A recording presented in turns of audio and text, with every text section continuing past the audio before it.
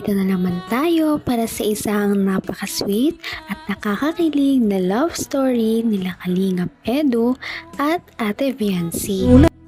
Sa pagpapatuloy ng ating love story ay talagang kinilig ang mga manonood dahil ngayon ay isang mahalagang okasyon para sa Kalingap Edu and Viancy love team dahil ngayon nga ay gaganapin ang kanilang 5th monthsary.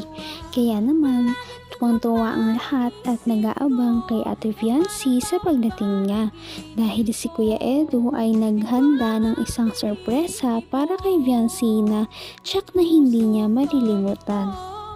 Nag-set up si Kalingap Edu at ang K-Boys ng isang romantic date para kay Viancy. Bago namang nag-reserve pa sila ng isang resort para lamang gawin ng okasyon na ito. Maraming ang mga pagkain at iba't ibang sorpresa para kay Viancy. Maya-maya ay nagulat na nga ang lahat dahil dumating na si Ate Viancy suot ang kanyang napakagandang dress. If it all starts to come. Ay, grabe ka dito. Ay, Viancy, ganda ni Viancy. Bata. Makaganda ng suot. Ay, war.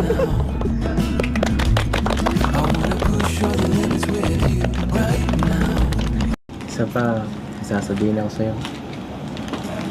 Ayan. Mahal kita.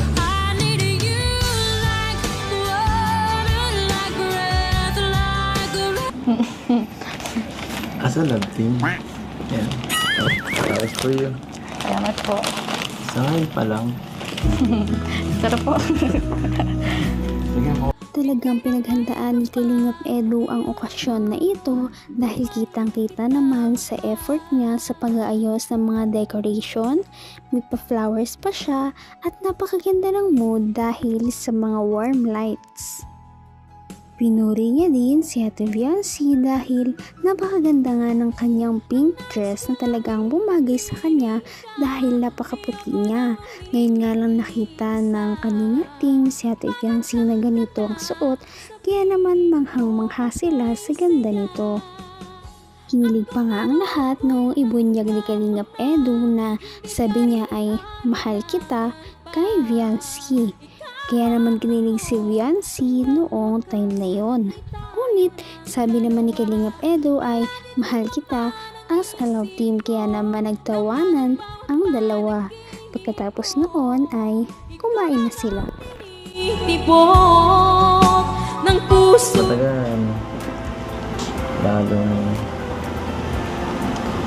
Lalo akong humaling.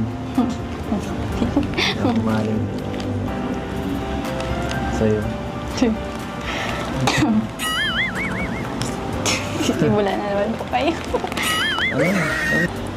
Sa tinagal-tagal ng panahon, wala ka man lang bang naramdaman ka? Kahit ano? Siyempre mas lalo po kitang nakikilala. Dahil mo nang kilala. Opo. Bukod dun. Tsaka thank you po sa effort. Thank you sa effort. Tsaka supportive. Normal na yun, no? Iba ang gusto ko. Sarap. Kumusta lasa?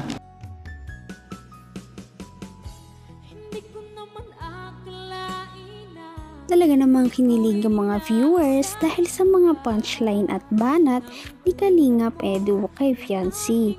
Si Viancy naman ay kitang-kita rin ang pamumula at kilig dahil sa mga sinasabi ni Kalingap Edu.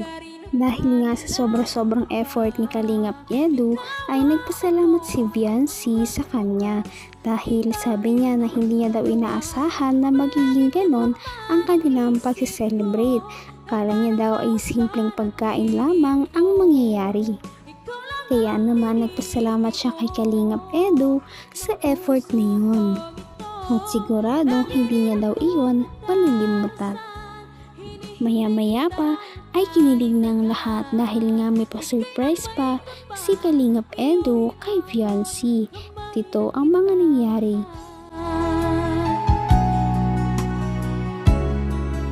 3, 2, 1, go.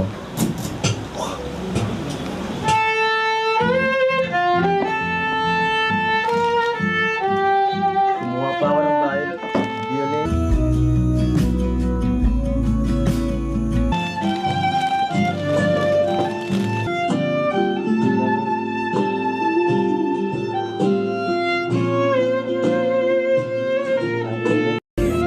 Napakaganda.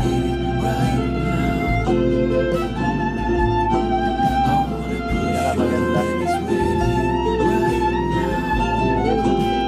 Nagpapawisan ako. Eh, di po pinapawisan. Di ako sanay sa ganito eh. Sa close. Sobrang lapit mo kasi. Grabe, dahil bukod sa effort sa mga decoration, ay talagang nag-arkila pa si Kalingap Edu ng mga nagpa-violin para mas maging romantic ang mood ng kanilang gabi. Kinilig pa nga ang lahat noong inaya ni Kalingap Edu si Viancy na sumayaw sa tugtog ng violin. Kahit nga presko ang paligid ay talagang pinagpapawisan silang dalawa ng malala dahil sa kaba na kanilang nararamdaman at sa kanilang mga kilig.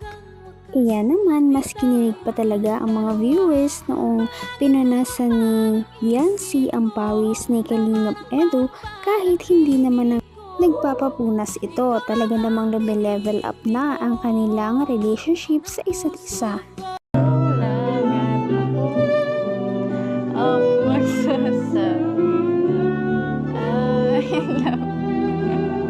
Tambiro.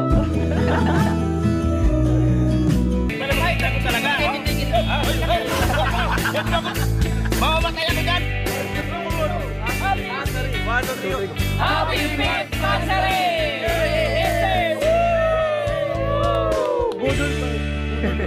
Ayan. NC Marathon. At ang daming cake, tinan mo. Oh, alin dyan? Lahat yan sa kanila? Kapataba. Uy, congratulations. 300,000 subscribers. Congrats po sa 300k subscribers. Deserve niyo po yun kasi napaka-asipag niyo po mag-scout. Ang dami niyo pumututulan kahit mainit, umulan. Yan po. Pagkatapos ng kanilang romantic dinner ay kumain na rin talaga ang Kalingap team na kanina pa naghihintay at nanonood sa mga sweet moments ng dalawa.